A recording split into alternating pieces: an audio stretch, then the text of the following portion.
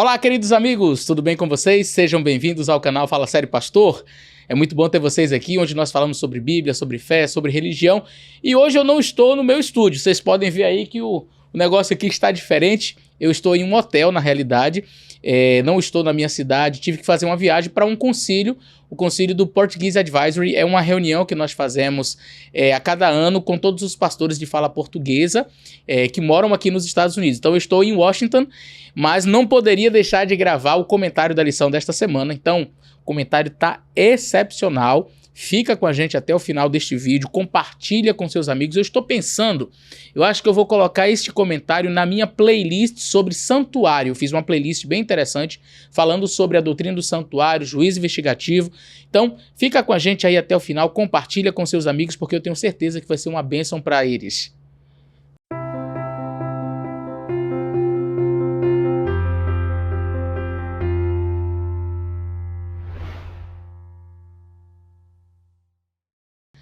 Muito bem, amigos, como vocês já sabem, nós estamos estudando a lição da Escola Sabatina com o tema O Grande Conflito. E nós vamos falar hoje sobre um assunto assim muito especial, a lição número 8, que vai falar exatamente sobre essa questão do juízo investigativo. Eu estou aqui com a lição e nós vamos estudar o tema à luz do santuário.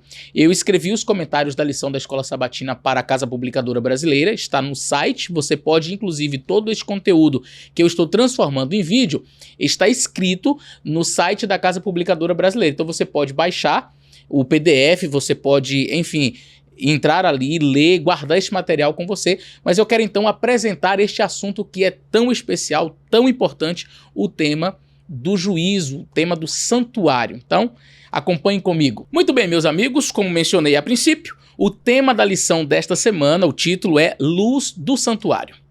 Algumas pessoas, por desconhecerem as crenças fundamentais dos adventistas do sétimo dia, afirmam que o juízo investigativo, por exemplo, é uma crença sem amparo bíblico e que deriva das posições e dos escritos de Ellen White.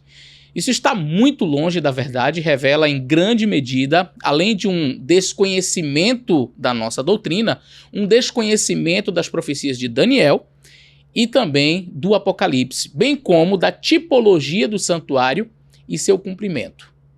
Um estudo sério, analisando todos os aspectos que envolviam os rituais tipológicos do santuário no Antigo Testamento, mostrará que Cristo, em seu ministério terrestre, por meio de sua morte e ressurreição, bem como seu ministério sacerdotal no santuário celestial, é quem cumpre toda essa tipologia. Nele, em Cristo, a sombra encontra a realidade e, ao encontrá-la, ela atinge o seu ápice. Vamos então para o embasamento bíblico acerca da doutrina do santuário. Um dos argumentos mais comuns que alguns fazem contra a Igreja Adventista do sétimo dia, quando se fala da doutrina do juízo investigativo, é de que tal doutrina não encontra apoio na Bíblia, pois uma vez que Deus é onisciente, que necessidade teria de fazer um juízo de investigação, já que Deus sabe tudo, para que investigar, né? Se Deus sabe todas as coisas, por que ele tem que investigar algo? Ora, o juízo feito por Deus busca estabelecer uma base legal que demonstre publicamente para todo o universo que o veredicto que ele dará é justo e verdadeiro. É uma questão de transparência da parte de Deus. Não que ele necessite disso, mas é assim que o Senhor age. Outro ponto importante a ser destacado é a oportunidade oferecida ao pecador para que se arrependa de seus pecados e seja salvo em Cristo. Há exemplos claros na Bíblia de que prefiguram as ações de Deus no estabelecimento de um juízo investigativo. Adão e Eva, por exemplo. Logo após o pecado, Deus visitou os nossos primeiros pais e clamou no jardim: onde estás? Não foi assim? Adão respondeu: ouvi a tua voz no jardim e porque estava nu, tive medo e me escondi. E Deus continuou: quem lhe disse que você estava nu? Você comeu da árvore da qual ordenei que não comesse? Todo esse diálogo está relatado em Gênesis 3, 9 a 11. Chama a atenção. Esse diálogo ele chama a atenção porque claramente nós temos ali um juízo investigativo. Deus não sabia onde Adão estava? Ele tinha perdido a onisciência? Deus não sabia se Adão tinha comido do fruto ou não? Se Deus sabe todas as coisas e, portanto, sabia exatamente onde Adão estava, bem como sabia que ele e Eva haviam comido do fruto, por que Deus fez tais perguntas? Onde estás? Comeste do fruto? A resposta é simples. Deus fez aquela investigação, este pequeno juiz investigativo, uma pequena amostra de um juiz investigativo, para dar a Adão e Eva a oportunidade de confessarem o seu pecado e se arrependerem. Quer ver outro caso? Caim e Abel.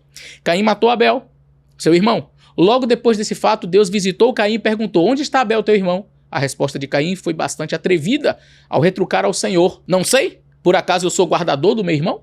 Deus mais uma vez questionou: o que você fez? Ora, Deus não sabia o que Caim tinha feito? Por que perguntou onde estava Abel e o que Caim tinha feito? Por sua onisciência, Deus sabia exatamente o que Caim havia feito, mas estava dando a ele a oportunidade de se arrepender e confessar o seu pecado. O juiz investigativo realizado pelo sacerdote em Israel, todos os anos, aquele que prefigurava o verdadeiro, tinha um objetivo similar. Qualquer pessoa que nesse dia, diz o livro de Levítico capítulo 23, verso 29, qualquer pessoa que nesse dia não se humilhar será eliminada do seu povo. Claramente o povo deveria estar em contrição e buscando o perdão e a aceitação divina nesse dia. O mesmo se dá no ritual antitípico que ocorre no céu, onde o sumo sacerdote é o Senhor Jesus. Ele pleiteia em nosso favor, dando a nós a oportunidade de arrependimento e confissão de pecados. E como deveríamos nos portar diante de tal acontecimento celestial? Da mesma forma como o povo de Israel se comportava no ritual do dia da expiação. Falando um pouco mais sobre esta questão de sombra e realidade.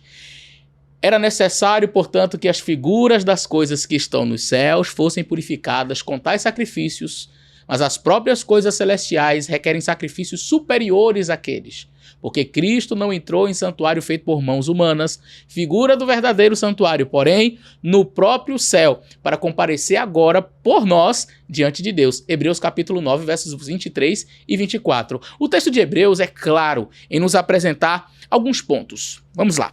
Há um santuário no céu, não feito por mãos humanas, mas pelo próprio Deus. Fato, não se questiona. Há um santuário no céu. O livro de Hebreus é claro. Cristo é nosso sumo sacerdote nesse santuário celestial. Era necessário que o santuário no céu fosse purificado. O texto também é claro quanto a isso. Ao construir o santuário terrestre, Moisés fez conforme o modelo que Deus lhe havia mostrado. Hebreus confirma que há um santuário no céu. O livro do Apocalipse confirma em diversos momentos a presença de um santuário no céu, pois ele cita os móveis do santuário, por exemplo. Você tem os 7 candeeiros de ouro, Apocalipse capítulo 1, verso 12. Você tem o altar de incenso, Apocalipse capítulo 8, verso 13. A arca da aliança, Apocalipse 11, verso 29. Esse último texto do Apocalipse fala claramente da existência de um santuário no céu. Em Apocalipse 11, 19 diz assim: e abriu-se no céu o templo de Deus, e a arca da sua aliança foi vista no seu templo. E houve relâmpagos e vozes e trovões e terremotos e grande saraiva. Há, portanto, um santuário no céu. Nesse santuário, Cristo é nosso sumo sacerdote, e como sumo sacerdote, ele cumpre no céu aquilo que foi prefigurado na terra por meio do ofício sacerdotal diário e também no dia da expiação. Assim como havia a purificação do santuário terrestre, também havia necessidade da purificação no santuário celestial, conforme apresentado em Hebreus 9, versos 23 e 24, que eu li a princípio. Agora vamos falar um pouquinho sobre o juízo dos justos e dos ímpios. Biblicamente, não há juízo que se realize por ocasião da volta de Jesus. Em 1 Tessalonicenses capítulo 4, versos 16 e 17, nós lemos assim: porque o mesmo Senhor descerá do céu, dada a sua palavra de ordem e ouvida a voz do arcanjo, e ressoada a trombeta de Deus, e os mortos em Cristo ressuscitarão primeiro. Depois nós, os vivos, os que ficarmos, seremos arrebatados juntamente com eles entre as nuvens, para o encontro com o Senhor nos ares, e assim estaremos para sempre com o Senhor. Ou seja, por ocasião da segunda vinda de Jesus, haverá a ressurreição dos justos, aos quais se unirão aos justos vivos. Todos os salvos serão arrebatados para o céu. Os ímpios que estiverem vivos serão mortos, conforme 2 Tessalonicenses capítulo 2, verso 8, que diz: então será revelado o iníquo, a quem o Senhor Jesus matará com o sopro de sua boca e destruirá pela manifestação de sua vinda. O Apocalipse diz que haverá um período de 1000 anos entre a ressurreição dos justos e dos ímpios, e durante esses 1000 anos os salvos estarão com Cristo no céu, sendo sacerdotes e julgando os que não foram para lá, naturalmente, não é? Ao passo que os ímpios, eles estarão mortos. Vi também tronos, e nestes assentaram-se aqueles a quem foi dada autoridade para julgar, e viveram e reinaram com Cristo durante 1000 anos. Os restantes dos mortos não reviveram até que se completassem os 1000 anos. Esta é a primeira ressurreição. Bem-aventurado e santo é aquele que tem parte na primeira ressurreição. Sobre esses não tem poder a segunda morte. Pelo contrário, serão sacerdotes de Deus e de Cristo e reinarão com ele 1000 anos. Apocalipse capítulo 20, versos 4 a 6. Até então não terá havido juízo dos ímpios. Eles terão experimentado apenas a primeira morte, que não é a morte eterna, e estarão aguardando o momento em que serão julgados e sentenciados. Após os 1000 anos, os ímpios serão novamente ressuscitados e agora sim haverá o julgamento deles, bem como a sentença de morte eterna. Diz o texto bíblico: vi um grande trono branco e aquele que está sentado nele. A terra e o céu fugiram de sua presença, da presença dele, e não se achou lugar para eles. Vi também os mortos, grandes e pequenos, que estavam em pé diante do trono. Então foram abertos os livros. Ainda um outro livro da vida foi aberto. E os mortos foram julgados segundo as suas obras, conforme estava escrito nos livros.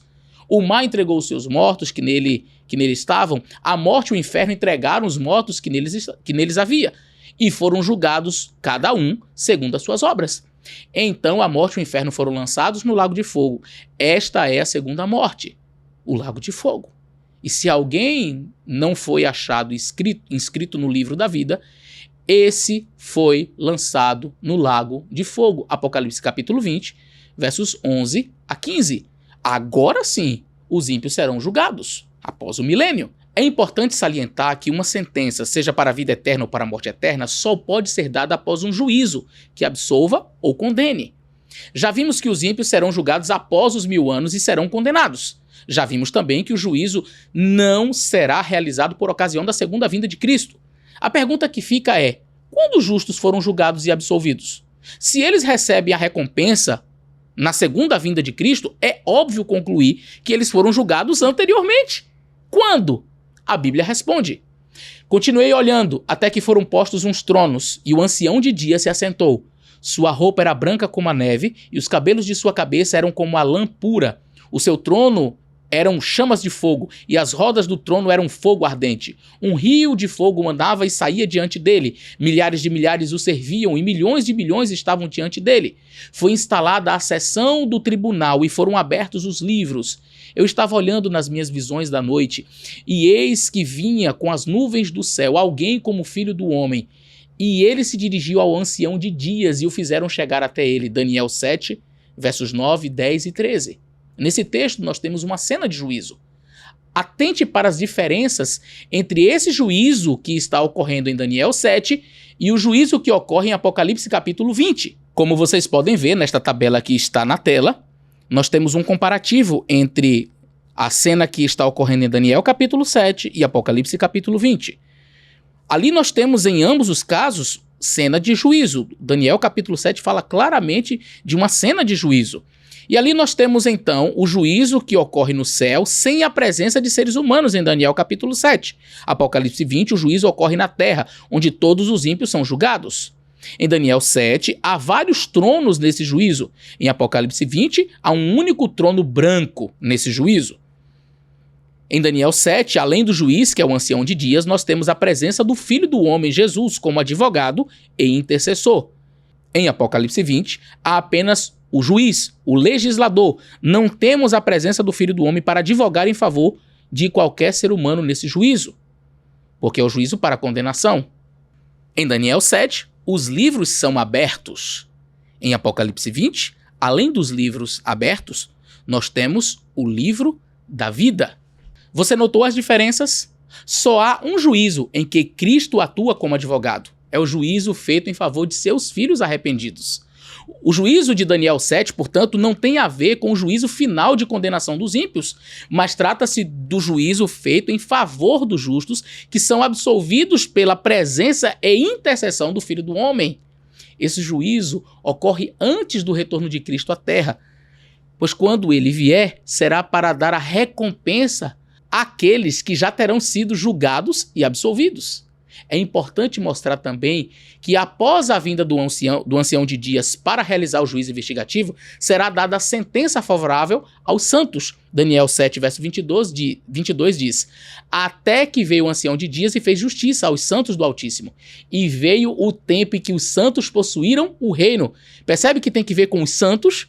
Quando isso será cumprido? O Apocalipse fala sobre o tempo em que os santos terão recebido o reino e reinarão com Cristo. Vi também tronos, e nestes assentaram-se aqueles a quem foi dado autoridade para julgar, e viveram e reinaram com Cristo durante 1000 anos. Serão sacerdotes de Deus e de Cristo e reinarão com ele 1000 anos. Apocalipse capítulo 20, versos 4 a 6. Ou seja, entre o período que os justos em que os justos são julgados e recebem a recompensa da vida eterna, e o período em que os ímpios serão julgados, há um tempo de 1000 anos, em que os santos receberão a incumbência de participar do juízo dos ímpios durante os 1000 anos, isso aí é chamado juízo de comprovação.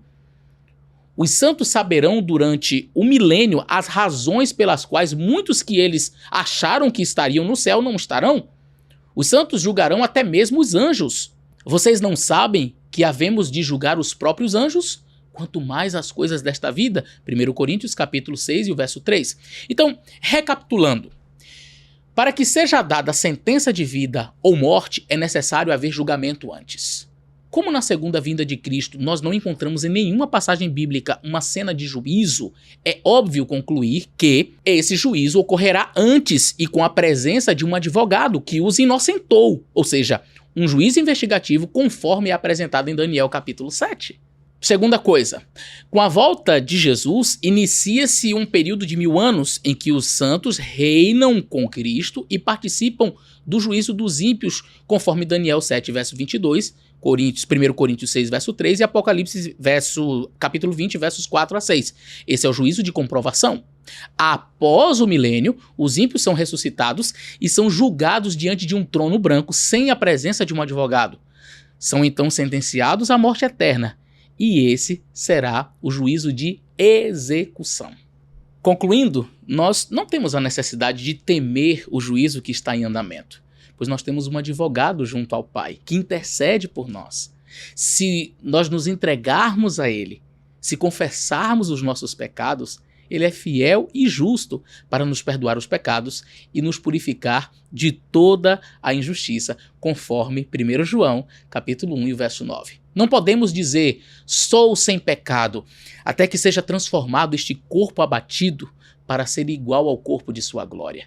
Se, porém, procurarmos constantemente seguir a Jesus, pertence-nos a bendita esperança de ficar em pé diante do trono de Deus, sem mácula, sem ruga, nem coisa semelhante, completos em Cristo, envoltos em sua justiça e perfeição. Sign of the Times, 23 de março de 1888. Que Deus abençoe você. Eu faço votos de que você esteja preparado para a volta de Jesus e não tema o juízo, não fique preocupado, meu nome está passando diante do Senhor. Nós temos um advogado que intercede por nós e ele nunca perdeu uma causa. Deus abençoe você, um grande abraço e até o nosso próximo vídeo.